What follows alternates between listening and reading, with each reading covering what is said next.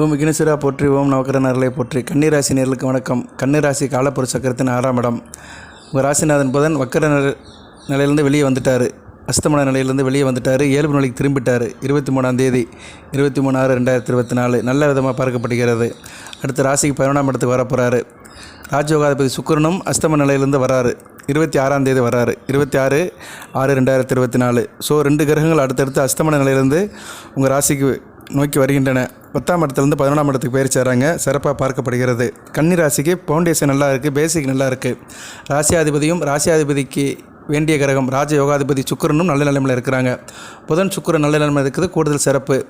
அடுத்து கன்னி ராசிக்கு நல்ல செய்கிற கிரகம் வந்து சனி பகவான். சனி பகவான் வந்து 5/6 கூடியவர். புத்திர சனாதிபதி அதிர்ஷ்டகாரகன். அதுபோக கடன் நோய் எதிரே கொடுக்குறவர் அவர் தான். உத்தியோகத்தை கொடுக்குறவர் அவர் தான். 5/6 கூடியவன். 6ஆம் இடம் வந்து அசுபஸ்தானம் தான். அவர் வந்து வக்ரம் அடைய போகிறாரு சனி பகவான். 29ஆம் தேதி 29/6/2024 ஆணி 15 சனிக்கிழமை வக்கரம் அடைகிறாரு. சனி பகவான் வக்கரம் அடைஞ்சு கிட்டத்தட்ட ஒரு 140 நாட்கள் வக்கர நிலையில் இருக்கிறாரு. உங்கள் ராசிக்கு 6ஆம் இடத்திலே வக்கரம் அடைகிறாரு. சதயம் பூரட்டாதி 2ஆம் பாதத்திலிருந்து சதயம் 4ஆம் பாதம் நோக்கி வராரு. ஒரு 20 டிகிரி அவர் பின்னோக்கி வருகிறாரு. சனி பகவான் வக்கரம்ங்கிறது என்னென்னா வக்கர பயிற்சின்னு சொல்கிறாங்க எல்லாரும், நம்மளும் அப்படியே சொல்லுவோம். ஆனால் அவர் ராசி விட்டு ராசி மாறினா தான் பயிற்சி. ஆனால் ராசிக்குள்ளே தான் அவர் பின்னோக்கி வராரு. இருந்த போதில் நம்மளும் ஊரோடு ஒத்து போவோம். எல்லோரும் வக்கர பயிற்சி தான் வீடியோ போடுறாங்க. நானும் அதே வார்த்தையை யூஸ் பண்ணுறேன். சூரியனுக்கு அவர் 9ஆம் இடத்துல வரும்போது வக்கரம் அடைவார். சூரியனுக்கு 5ஆம் இடம் வரும்போது வக்கர நிவர்த்தி அடைஞ்சிருவார். சூரியனால் நிகழ்கிற ஒரு நிகழ்வு தான் வக்கரம். ஒரு தோற்றம், இயல்பு நிலை மாறி போகிறது. அந்த அமைப்பு வந்து இப்போ நடக்குது. வருடம் சனி பகவான் வந்து வக்கரம் அடைவார். இந்த தடவை வந்து சூரியனை வந்து தாட்சாயணத்தை நோக்கி போகிறாரு. ஆரோக நகதியில் நோக்கி போகும்போது வக்கரம் அடைகிறாரு. இது ஒரு நல்ல விதமாக தான் பார்க்கப்படுகிறது. ரொம்ப கெடுபலன்லாம் கொடுக்க மாட்டார் சனி பகவான். அதுபோல் கன்னி ராசிக்கு ஒரு புரிதலான கிரகம் தான். ராசிக்கு 6ஆம் இடத்துல உபசன ஸ்தானத்தில் தான் இருக்கிறாரு. நல்ல ஒரு அமைப்பை கொடுப்பார். தேக ஆரோக்கியத்தை கொடுப்பார். கைகால் சுகத்தை கொடுப்பார்.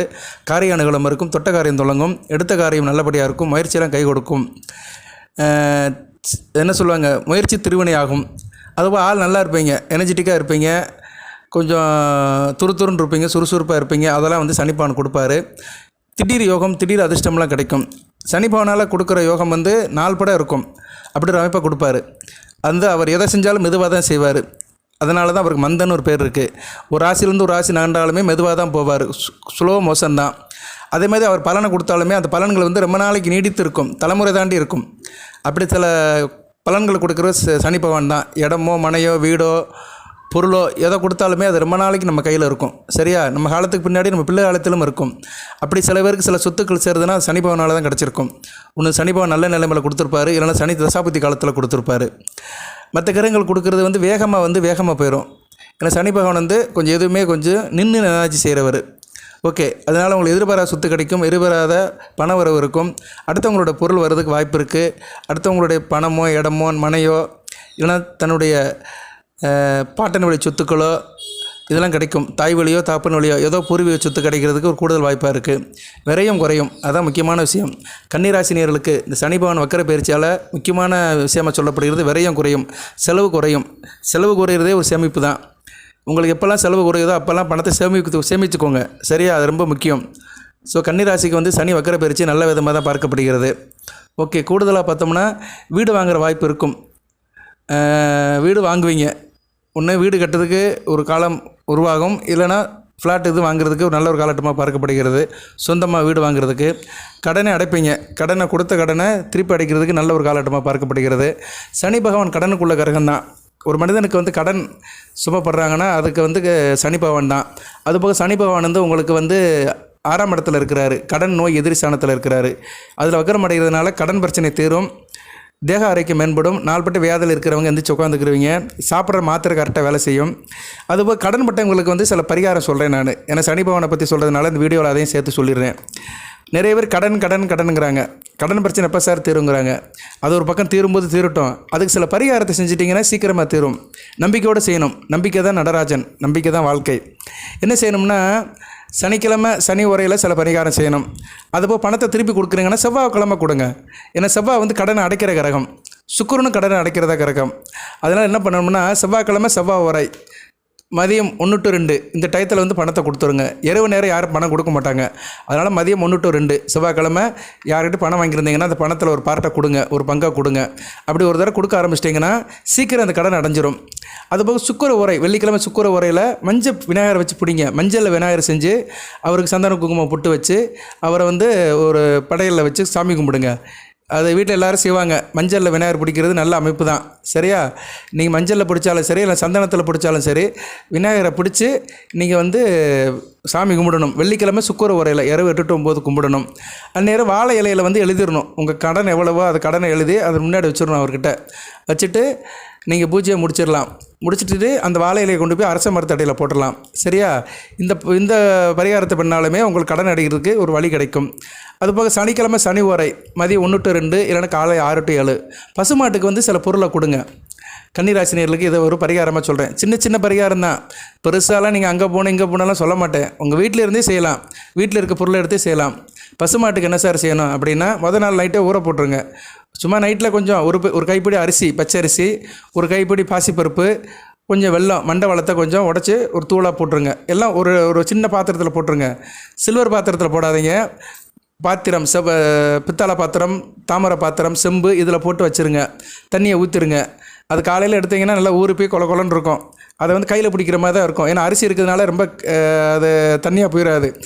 தண்ணியை கம்மியாக ஊற்றணும். சரியா? அப்படியே கட்டியாக அதை பிசைஞ்சிக்கிட்டிங்கன்னா, அதை உருட்டிக்கிட்டிங்கன்னா ஒரு உருண்டை மாதிரி இருக்கும். சர்க்கரையும் பச்சரிசியும் இந்த பாசிப்பருப்பும் சேர்ந்து ஒரு கலவையாக இருக்கும். அதை கொண்டு போய் பசுமாட்டு கொடுத்துருங்க. வெறுங்கையில் கொடுக்காதீங்க, வாழை இலையில் வச்சு கொடுங்க. சரியா? வாழை இலையில் பசுமாட்டுக்கு கொடுத்தீங்கன்னா வாங்கி அதுவே சாப்பிட்றோம். இதை வந்து தொடர்ந்து செய்யுங்க. ஒரு 18 வாரம் செய்யுங்க. கடன் பிரச்சனைக்கு ஒரு தீர்வு வரும். அதுபோக வந்து அரச மரத்தடையில் விளக்கு போடுங்க. கடுகு எண்ணெயை வச்சு விளக்கு போடுங்க. சனிக்கிழமை இரவு 8 to 9. நீங்கள் வந்து சிவன் கோயிலுக்கு போனாலும் சரி, அங்கே விநாயகர் இருப்பார். இல்லைனா அரச மரத்தடையில் விநாயகர் தனியாக இருப்பார். ஏன்னா சிவன் கோயிலில் பிரதான கோயிலெலாம் அரச மரம் இருக்காது. சில கோயிலில் இருக்கும். நம்ம பிரகாரம் சுற்றி வரும்போது அரச மரம் இருக்குது. எங்கள் சில கோயிலெலாம் இருக்குது, நான் பார்த்துருக்குறேன். ஆனால் பெரும்பாலும் நகரத்தில் இருக்கிற கோயிலில் அரச மரம் இருக்காது. கிராமப்புறத்தில் உள்ள கோயிலெல்லாம் இருக்கும். இல்லைனா தனி விநாயகர் சன்னதி இருந்தாலும் அங்கே அரச மரத்தோடு இருந்தாருன்னா அவருக்கு வந்து அகல் விளக்கு, கடுகு எண்ணெய் போடுங்க. அகல் விளக்கில் அந்த கிளியாஞ்சட்டியில் கடுகு எண்ணெயை ஊற்றி திரி போட்டு விளக்கு போடுங்க. அரச மரத்து அடியில் உள்ள எறும்புகளுக்கு தீனி போடுங்க. என்ன போடணும் சார் அப்படின்னா, பச்சரிசி மாவில் கொஞ்சம் தூள் சர்க்கரை கலந்து, எள்ளு கலந்து, அதை அப்படியே 3 மிக்ஸ் பண்ணி கொஞ்சம் போல் போடுங்க. கொஞ்சம் ஒரு கையளவு கொண்டு போங்க. பேப்பரில் மடித்து சாமியை கும்பிட்டுட்டு விநாயகரை கும்பிட்டுட்டு 3 தடவை சுற்றி வந்துட்டு அந்த மரத்தடையில் அப்படியே போட்டு வந்துட்டிங்கன்னா, என் கடன் தீரணும் அப்படின்னு மனசுக்குள்ளே நினச்சிக்கிட்டு மனமுறி வேண்டி போட்டிங்கன்னா கடன் பிரச்சனை தீர்றதுக்கு ஒரு வழி பிறக்கும். இதெல்லாம் வந்து நம்ம செய்யணும். மனமுறி செய்யணும். நம்பிக்கையோடு செஞ்சோம்னா கண்டிப்பாக அந்த நம்பிக்கை வந்து நமக்கு ஒரு பலனை கொடுக்கும். ஒரு வழி பிறக்கும், நல்வழி பிறக்கும். சரியா நேயர்களே? இதெல்லாம் வந்து கடன்பட்ட கன்னிராசி நேயர்களுக்கு. ஏன்னா கடன்பட்டு நிறைய பேர் அவசரப்பட்டு தான் இருக்கிறீங்க, இல்லைன்னு சொல்லலை. அப்படி கடன்பட்டவங்க இந்த காரியத்தை பண்ணுங்க. ஓகே. அதுபோல் அந்த மஞ்சள் விநாயகர், சந்தன விநாயகர் வந்து வெள்ளிக்கிழமை பிடிக்கணும். வெள்ளிக்கிழமை வச்சு கும்பிடணும். ஏன்னா சுக்கிரனும் கடனை அடைக்கிறவர் தான். வெள்ளிக்கிழமை சுக்கர உரை இரவு 8 to 9 வீட்டில் வச்சு கும்பிடுங்க. நைவேத்தியம் பண்ணுங்க. வீட்டில் சாமி கும்பிட்றதுனால பாயாசம், கற்கண்டு இல்லைன்னா பால் ஏதோ ஒரு பொருளை வச்சு நைவேத்தியம் பண்ணி விநாயகர்கிட்ட கும்பிட்டுக்கோங்க. வீட்டில் கும்பிட்டுட்டு அந்த விநாயகரை தூக்கி தண்ணியில் போட்டுருங்க. அது வந்து எப்படின்னா சைக்கிளை செஞ்சுக்கிட்டே இருக்கணும். வாரம் செய்யணும். அந்த விநாயகரை அந்த சந்தனத்திலேயோ மஞ்சளே பிடிக்கிற விநாயகரை ஆற்றுல கரைச்சிடலாம். வீட்டு பக்கம் 6 குளம் இல்லை சார் அப்படின்னு சொல்கிறவங்க அரச மரத்துக்கு அடியிலே வேப்ப மரத்து அடியிலே போட்டுருங்க. கால் மீதி படாத இடத்துல போடுறது ரொம்ப சால தெரிஞ்சது. ஓகே ரைட் நேயர்களே, இது வந்து கடன் பிரச்சனை தீர ஒரு சின்ன வழிபாட்டு பரிகாரம் சொல்லியிருக்கிறேன். நடைமுறைக்கு சாத்தியப்படும். இதுக்கெல்லாம் நிறைய செலவு பண்ண வேண்டிய அவசியம் இல்லை. அவரை பார்க்கணும், இவரை பார்க்கணும், அவரை கொண்டு போய் செய்யணும் அப்படின்லாம் ஒன்றும் இல்லை. நீங்கள் வந்து உங்கள் லெவலுக்கு ஏற்ற மாதிரி செஞ்சுட்டு போனீங்கன்னா கடன் பிரச்சனை தீரும். ஓகே. வேறு வந்து செலவுகள் குறையும், விரயம் குறையும். அந்த விரயத்தெல்லாம் சனி பகவான் தவிடுபடி ஆக்கிடுவார். அதனால் சேமிப்பை கூட்டிக்கோங்க. வேறு என்ன சார் கன்னிராசி பலன் இருக்குது அப்படின்னு பார்த்தோம்னா, சனி பகவான் வக்கர பயிற்சி காலத்தில் வந்து கூடுதல் பலனாக என்ன செய்கிறாரு, என்ன சொல்கிறாரு, என்ன கொடுக்குறாரு அப்படின்னு பார்த்தோம்னா, அரசு வேலை தேடி வரும். அரசு வேலைக்கு வந்து வாய்ப்பு இருக்குது. அதனால் கவர்மெண்ட் வேலைக்கு ரெடி பண்ணுறவங்க இந்த காலகட்டத்தில் ரெடி பண்ணுங்கள், முனைப்பாருங்க, நல்லா ஏற்பாடு பண்ணுங்கள். அடுத்தடுத்து வர காலம் வசந்த காலமாக இருக்குது. வேலை வேலை பற்றிய செய்திகள் உங்களுக்கு வந்து ஒரு வெற்றி செய்தியாக வரும். சரியா? உத்தியோகம் பண்ணுறவங்க, வேலைக்கு போகிறவங்களுக்கு வந்து அடுத்தடுத்து நல்ல செய்திகள் வரும். வெற்றி மேல் வெற்றி வந்து குவியும். சரியா? அதே மாதிரி வேலையில் வந்து ப்ரொமோஷன் கிடைக்கும். அடுத்த வருட காலத்தில் வந்து ப்ரொமோஷன் கிடைக்கும். எல்லாமே இந்த நவம்பர் 15க்குள்ளே அடுத்தடுத்து நடக்கும். அரசு வேலை கிடைக்காதவங்களுக்கு அரசு வேலை கிடைக்கும். வேலையில் வந்து ப்ரொமோஷன் கிடைக்கும். ஏதாவது திடீர் டீல் கிடைக்கும். நீங்கள் வந்து பெரிய லெவலுக்கு போவீங்க, அடுத்த லெவலுக்கு போவீங்க. ப்ரொமோஷன் ஆகி பெரிய லெவலுக்கு, மேனேஜர் லெவலுக்கோ இல்லைன்னா சூப்பர்டென்ட் லெவலுக்கோ அப்படின்னு போகிறதுக்கு வந்து உங்களுக்கு காலம் கணிந்து விட்டது. அதனால் அதுக்கு வேண்டி ஏற்பாடு பண்ணுங்கள். அந்த காலமும் வரும். சரியா? உங்களுக்கு வந்து ஒரு சிம்மாசனம் கிடைக்கும். சிம்மாசனம்னா என்ன? வேலை பார்க்குற இடத்துல நல்ல முக்கியமான போஸ்டிங்கில் உட்காருவீங்க. ப்ரைவேட்டில் இருந்தீங்கன்னா நல்ல ஒரு மேனேஜர் போஸ்டிங் போவீங்க. டிபார்ட்மெண்ட்டில் இருந்தீங்கன்னா சூப்பர்டென்ட் ஆகிறது, ஆஃபீஸ் ஹெட் ஆகிறது, இல்லைனா அந்த டிபார்ட்மெண்ட்டில் எது ஹையர் போஸ்டிங் இருக்கோ அந்த ஹையர் போஸ்டிங்லாம் கிடைக்கும். அந்த அமைப்பில் இருக்கிறவங்களுக்கு தான், அந்த எக்ஸ்பீரியன்ஸ் ஆகி அந்த வயதில் இருக்கிறவங்களுக்கு கிடைக்கும். போய் ஜாயின் பண்ணவங்களுக்குலாம் டக்குன்னு சூப்பர்டென்ட் போஸ்டிங்லாம் கொடுக்க மாட்டாங்க. பட் அந்த இதில் இருக்கிறவங்களுக்கு, அந்த அமைப்பில் இருக்கிறவங்களுக்கு, வெயிட் பண்ணிகிட்டு இருக்கிறவங்களுக்கு, வெயிட்டிங் லிஸ்ட்டில் இருக்கிறவங்களுக்கு இந்த காலகட்டத்தில் அந்த ஆப்பர்ச்சுனிட்டி உருவாகும், வாய்ப்பு வரும். இந்த கிரக நிலையில் வரும்போது கண்டிப்பாக அதுக்காக காத்திருப்பவர்கள் பட்டியலில் இருப்பாங்கல்ல, அவங்களுக்கெல்லாம் அந்த இது வரும். சரியா? தனியாரில் சில மேஜிக்கெல்லாம் நடக்கும். தனியாரில் வந்து டக்குன்னு அப்படியே போட்டு விட்ருவானுங்க. பர்ஃபார்மன்ஸை பார்ப்பாங்க. நல்லா வேலை பார்க்குறாரு, நல்லா செய்கிறாருன்னா டக்குன்னு ப்ரொமோஷனை கொடுத்துருவாங்க. ஆனால் கவர்மெண்ட்டில் வந்து அது சீனியாரிட்டி படி தான் கிடைக்கும். பட் அந்த வாய்ப்பு இப்போதைக்கு கணிஞ்சு வந்திருக்கு. ஓகே. அதுபோக இதுபோல் உங்களுக்கு நல்ல ஆப்பர்ச்சுனிட்டி நிறைய வரும். வேலை தேடி இருக்கிறவங்களுக்கு வேலை கிடைக்குங்க. கன்னிராசிக்கு அதான் பெரிய விஷயம். உத்தியோகஸ்தர்களுக்கு நல்ல உத்தியோகம் கிடைக்கும். பெண்களுக்கும் உத்தியோகம் கிடைக்கிறது வாய்ப்பு இருக்குது. அதனால் பெண்களும் வந்து உத்தியோகத்துக்கு போகிறவங்க நல்லபடியாக பார்க்கப்படுகிறது. நல்லபடியாக இருப்பீங்க. சனி பகவான் வக்கர பயிற்சியில் 3 அற்புதமான காரியங்களை நடத்தி செய்கிறாரு. 3 காரியங்கள். ஒன்று என்ன? கடன் பிரச்சனையை தீர்க்கிறாரு. கடன் பட்டார் நெஞ்சம் போல் கலங்கினான் இலங்கை வேந்தனை கடன் பட்டிருக்கிறான். அதனால் நீங்கள் வந்து கடன் பிரச்சனையிலேருந்து கொஞ்சம் வெளியே வருவீங்க. அதுக்கு வேண்டிய அறிகுறியெல்லாம் தென்படும். அதுபோக வந்து செலவு குறையும், விரயம் குறையும், சிக்கனமாக இருப்பீங்க. சேமிப்பு உயரும். அந்த சேமிப்பு வந்து வருங்காலத்துக்கு வந்து உங்களுக்கு நல்லபடியாக இருக்கும். அதுபோக சொத்து பத்தெல்லாம் சேரும். நாள்பட்ட சொத்துக்கள்லாம் சேரும். திடீர் அதிர்ஷ்டம் கிடைக்கும். விபரீத ராஜ்யம் நடக்கும். அதுக்கடுத்து வந்து உத்தியோகஸ்தர்களுக்கு ஒரு பொற்காலமாக பார்க்கப்படுகிறது. உத்தியோகம் போகிறவங்களுக்கு நல்ல ஒரு காலகட்டமாக இருக்கும். நல்லபடியாக பார்க்கப்படுகிறதுங்க. கன்னிராசிக்கு நல்லா இருக்குது. உங்கள் ராசிநாதனும் அடுத்து 11ஆம் இடத்துக்கு வராரு. ராஜயோகாதிபதி 11ஆம் இடத்துக்கு வராரு. செவ்வாயும் வந்து ராசிக்கு 8ஆம் இடத்துலேருந்து 9ஆம் இடத்துக்கு போகிறது நல்ல அமைப்பு தான் குருமங்கள யோகத்தில்.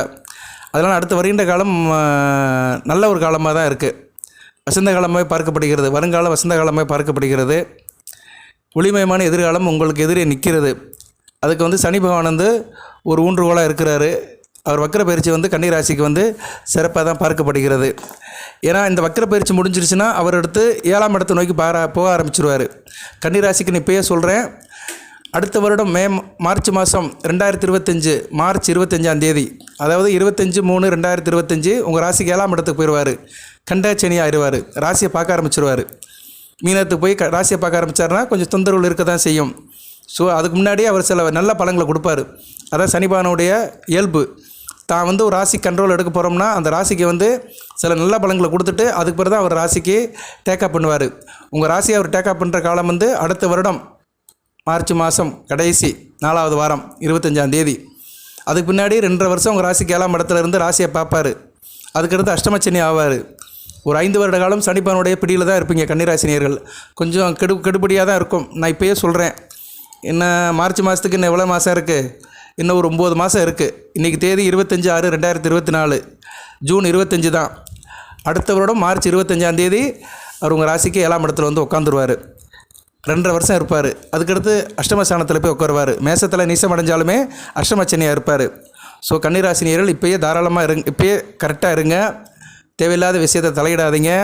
பணத்தை நல்லா சிக்கனமாக செலவு பண்ணுங்கள். பணத்தை வந்து தேவைக்கு செலவு பண்ணுங்கள். சிக்கனமாக இருங்க. பணத்தை சேமிங்க. பணத்தை சேமித்து வச்சுக்கிட்டிங்கன்னா வருங்காலத்தில் வந்து இக்கட்டான நேரத்தில் நமக்கு வந்து அது கை கொடுக்கும். சரியா? பேங்கில் டெபாசிட் பண்ணுங்கள். வேறு நிறைய வழிகள் இருக்குது பணத்தை சேவிங்ஸ் பண்ணுறதுக்கு. ஒரு நல்ல முறையில் போய் சேவிங்ஸ் பண்ணிடுங்க. சரியா நேர்களே?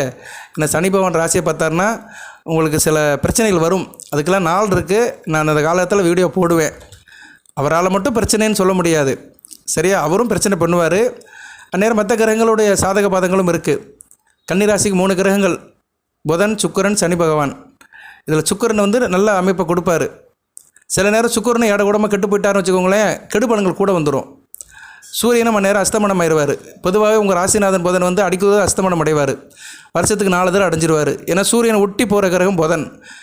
வக்கரம் அடைவார், அஸ்தமனம் அடைவார். அவருக்கு அந்த அஸ்தமன தோஷம்லாம் இல்லைம்பாங்க. இருந்தாலும் இயல்பு நிலை பாதிக்கப்படும். இயல்பு நிலை பாதிச்சுட்டா நீங்கள் பாதிக்கப்படுவீங்க. தொழில் பாதிக்கப்படும், கர்மா பாதிக்கப்படும், செய்கிற காரியம் பாதிக்கப்படும். ஸோ இப்படிலாம் ஒரு இடியாப்பு செக்கல் கன்னிராசிக்கு இருக்குது. அடுத்து வரப்போகுது. அதை நான் முன்கூட்டியே சொல்கிறேன். ஏன்னா ஒரு ஜோதிடர் வந்து வரப்போகிறத முன்னாடியே சொல்லணும். சில கொஞ்சம் அவேர்னஸ் கொடுக்கணும். சில பாயிண்ட்ஸுகளை வந்து நோட்டிஃபிகேஷன் கொடுக்கணும். சில வாசகங்களை வந்து அண்டர்லைன் பண்ணணும். இப்போயே சொல்கிறேன் நான், சரியா? அதனால் எச்சரிக்கையாக இருங்க. எச்சரிக்கையாக இருக்கிறது நல்லது. ப்ரீகேஷன் இஸ் பெட்டர் தென் க்யூர். வருமுன் காப்போம், வளமாக இருப்போம். இருந்த போதிலும் அட் பெர்சன்ட் வந்து சனிப்பா நல்ல பலன்களை தான் கொடுக்குறாரு, சரியா? நிகழ்காலம் வந்து நிறைவாக இருக்குது. வருங்காலத்தை பற்றி அப்புறம் பார்த்துக்குருவோம். வருங்காலத்தை நினச்சி ஒரு எச்சரிக்கையாக இருப்போம். வாழ்த்துக்கள் நேயர்களே. எல்லாம் வல்ல இறைவன் கன்னிராசி நேயர்களுக்கு சில சௌபாகியத்தையும் சில ஐஸ்வர்யத்தையும் சில நன்மையிலும் கொடுப்பார். அனைத்து வளங்களின் நலங்களை பெற்று தேக ஆரோக்கியத்துடன் தீர்க்காலுடன் நீடூடி வாழ்க, நிறைந்த வளம் பெறுக. நன்றி நேயர்களே.